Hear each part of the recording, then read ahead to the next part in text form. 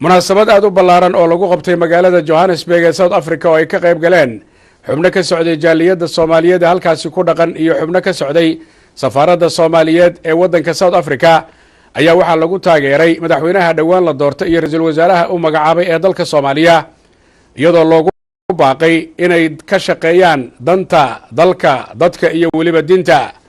Aydrius Cabdi Xasan ayaa warbixintan ka soo diray Johannesburg. xalfadani oo ahayd mid si weyn loo soo agaasimay ayaa waxaa soo qabanqaabiyey jaaliyadda Soomaalida dalkani Koonfur Afrika, odayaasha dhalinyarada waxgaradka aqoon-yahanada ku nool magaalada Johannesburg ee dalka Koonfur Afrika oo si buuxda u taageeray madaxweyne Maxamed Cabdullaahi Farmaajo oo lagu doortay 8 bishan caasimadda Soomaaliya ee Muqdisho iyo ra'iisul wasaaraha cusub ee uu magacaabay Xasan Cali Khayre, waxayna muujiyeen dareenkooda ku aadan sida ay u jeclaan lahaayeen inay mar u arkaan Soomaaliya oo isbedel weyn ka muuqda. Munaasabadan ayaa intii ay socotay waxaa hadallo guubaabana ka jeediyay waxgaradkii ka soo qayb galay ee ka kala socday safaaradda Soomaalida, hoggaanka jaaliyadda Soomaalida, haweenka iyo dhalinyarada ardayda ka ah dalkani Koonfur Afrika, waxayna madaxweyne Maxamed Cabdullaahi Farmaajo ugu baaqeen inuu ku hogaamiyo wadada horumarka maadaama ay Soomaalida aad u taageersan yihiin. xubnihii soo qabanqaabiyey xalfadani lagu taageerayay mudane Maxamed Cabdullaahi Farmaajo iyo ra'iisul wasaare Xasan Cali Khayre ayaa ka warbixiyay sababaha ku dhaliyay inay xalfadani qabtaan iyo dareenkooda ku aadan rajada iyo mustaqbalka Soomaaliya. hadaladoodina waxaa ka mid ah sida tan: waxay dadkan Soomaaliyeed ee Koonfur Afrika jooga caawa isugu soo baxeen waa soo dhaweynta dawladda cusub ee dhalatay. haddii ay jiraan muwaadiniin Soomaaliyeed oo u ooman dawlad, waxay community-ga Soomaaliyeed ee Koonfur Afrika ku nool ka mid tahay ama safka hore uga jirtaa muwaadiniinta dawladdaas u hamuun qaba. anoo ku hadlaya magaca guddiga qabanqaabada xafladdan iyo kaygaba iyo ka soo qaybgalayaasha xafladda, waxaan rabaa inaan cod dheer aan ku idhaahdo mudane madaxweyne soo dhowow. shacbiga Soomaaliyeedna waxay kuu muujiyeen taageero.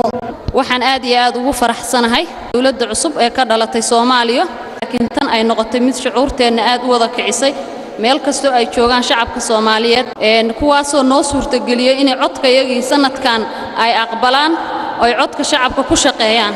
fariinta labaad ee aan rabo inaan u faro madaxweynaha waxaa weeyaan iyo baarlamaankiisa iyo golaha wasiirada uu dhisi doono in ummadda Soomaaliyeed ay taagan tahay meel wanaagsan oo uu madaxweynihii hore iyo baarlamaankii hore ay soo gaarsiiyeen. waxaan rabnaa inuu meeshaasi ka sii wado oo uu gaarsiiyo ummadda Soomaaliyeed one man one vote. ujeedku wuxuu ahaa xafladda aan u qabanay message aan u gudbinaynay ama fariin aan u gudbinaynay dawladda cusub oo hogaaminayo Farmaajo, haddana loo magacaabay ra'iisul wasaare Xasan Cali Khayre. Xasan Cali Khayre waxaanu ka rajaynaynaa runtii waxaanu Farmaajo ka rajaynayno kale. anoo ku hadlaya magaca aqoon-yahanada Soomaaliyeed ee South Africa, waxaan u hambalyeeynaa dhammaan ummadda Soomaaliyeed siday u aqbashay doorashadii ka dhacday dalka uu ku soo baxay madaxweyne Maxamed Cabdullaahi Farmaajo. sidoo kale waxaan u hambalyeeynaa ra'iisul wasaaraha cusub Xasan Cali Khayre. waxaan kaloo rabaa inaan u hambalyeeyno guddoonka baarlamaanka. anigoo ku hadlaya magaca jaaliyadda Soomaaliyeed ee ku dhaqan dalkan Koonfur Afrika, waxaan munaasabaddan ka gudbinayaa taageerada jaaliyadda Soomaaliyeed ee ku dhaqan Koonfur Afrika ay u hayso hoggaanka qaranka Soomaaliyeed ee cusub, hoggaankaasoo ka kooban labada aqal, madaxweynaha jamhuuriyadda federaalka Soomaaliya loo doortay Maxamed Cabdullaahi Farmaajo iyo ra'iisul wasaaraha Xasan Cali Khayre Geedi. Aydrius Cabdi Xasan, TV-ga caalamiga Universal, Johannesburg, Koonfur Afrika.